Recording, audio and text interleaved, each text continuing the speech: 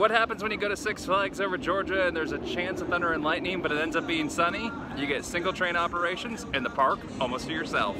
At Six Flags over Georgia, once again, threat of some rain, so I was debating between here and Dollywood, and with Six Flags over Georgia being closer and the weather looking like it was going to be clear here, it looks like the storm has moved out and the park is empty, so let's head inside. Also going to be getting a lot of videos up on TikTok, and I have a big video coming out soon that I'm finalizing, so should be on either probably this weekend would be my guess. I have another video getting posted later on today of me filming it, so that'll already be up there. That's Splash Country, so I'll leave that in the description down below. Some tips and tricks on that. Goliath does have a high rattle, as I've discussed in a previous video, talking about how it'd be one of my favorite B&M hypers if it wasn't for the rattle. But something I love about it is the fact that it just sprawls all throughout. You go under it as you're driving into the park. It goes around, you walk around it when you come up. It sprawls in the middle, extends out, great layout. It's just a really fun ride with plenty of airtime. Once again, wish it was smoother, but it's definitely cool how it sprawls all throughout the front of the park. Park is completely empty. When I was outside for a while getting footage of certain things, and one thing I noticed, trains are running very sporadically, so I'm thinking it might be single train operations on Goliath and Georgia Scorcher. I hope that's not the case. I'm 99% sure it's on Georgia Scorcher. Goliath, I hope it was just a slow run time, because if you're running single trains and if Twisted Cyclone is the same, even with a few people in the park, that could create such a backup in line wait time. Twisted Cyclone was running just one train, but there's so few people here today that I waited the length of one time for it to go around and instantly on in the front row with no wait. So there's really, as it stands right now, no waits at all. So although single train operations aren't ideal, there's really not a ton of need for more than one train. Twisted Cyclone is usually the ride that is down the most often. Right now, it's one of the few rides that is open. Twisted Cyclone, Daredevil Dive, and Batman are the only 3 rides that are open right now out of the coasters, and basically anything else that I've seen. A lot of things are closed today, Goliath including, so I guess I'm gonna go see what the line is on Daredevil Dive. To put in perspective how dead it is today, Daredevil Dive, with its limited capacity and being one of 3 roller coasters that are open right now, is still a walk-on. Joker is now open, although I don't know if we really classify that as a roller coaster, but what definitely is considered a roller coaster, Riddler Mindbender, is now open. So it's been a while since last Fright Fest actually that I rode this ride, so let's catch a re-ride on it and see if I enjoyed it like I thought I did. Scratch that idea, I found where everyone is in the park. Now, it's probably only like a 20-minute wait, but it's still a 20-minute wait when everything else is a walk-on. So I'm gonna come back to this later and go catch a ride on Batman. And I found a ride that is actually running more than single train operations. 2 trains on Batman, and I'm assuming as I'm walking up, there's gonna be no one on this ride.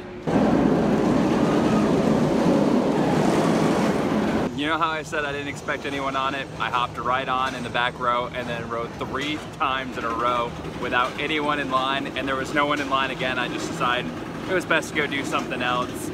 Oh, this B&M's a little rough, but man, it's intense and it's fun.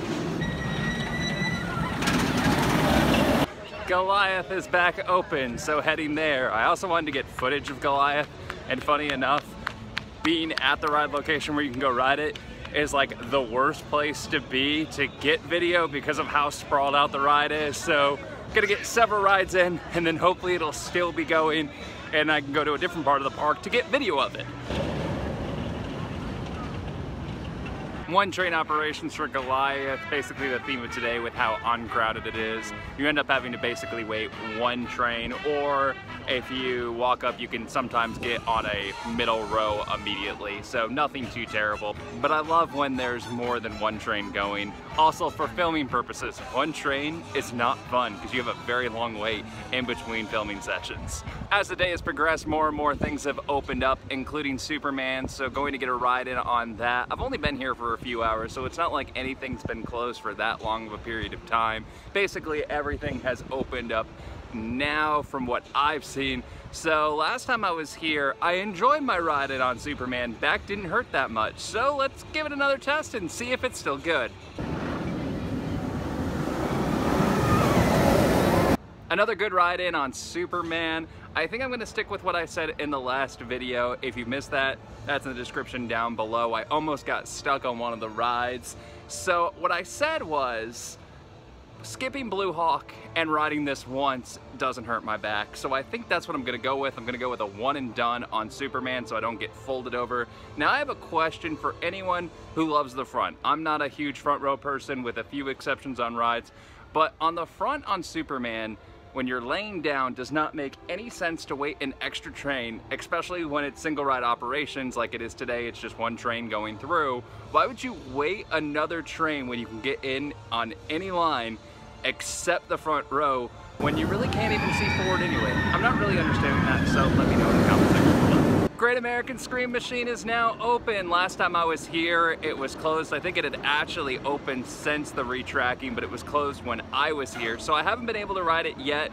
And I thought one of the big things would be if the ride could definitely improve with all the extensive retracking. The paint job looks very, very good. So I'm hoping the ride continues along that same vein, and it's definitely improvement. I ranked it far lower in my Six Flags top 10. If you want to watch that video, it's down in the description below. Let's see if it would move up in that chart over a few lower rides after I get done with this one. Also, it's one of the few rides that's not running single train operations. They're running two.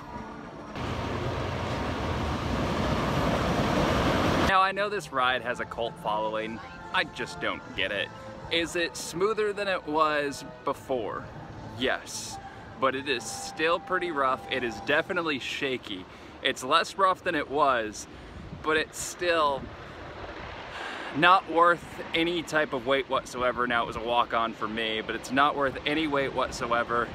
And although it's very picturesque going over the water, it's not a good ride. 85,900, I believe, is my best score on Battle for Metropolis. Let's see if I can break 100,000. I'm guessing no. Right. Just under 80,000. I am terrible at this ride, just truly awful. The other thing that didn't help was the two people in front of me on the ride also scored 159,000 and 141,000, so they knew where to shoot and what targets to hit far before I did. So a not really great round. We're gonna gotta wrap up the day with a few rides in on Twisted Cyclone. Now make sure you go over to TikTok on Single Rider Brian and subscribe there. Honestly, I can't believe I just said go to TikTok because I'm putting content there, but these are the times we are, and let's see how it works out. And hey, if it gets views, it gets views. Thanks for watching, and don't forget to like and subscribe.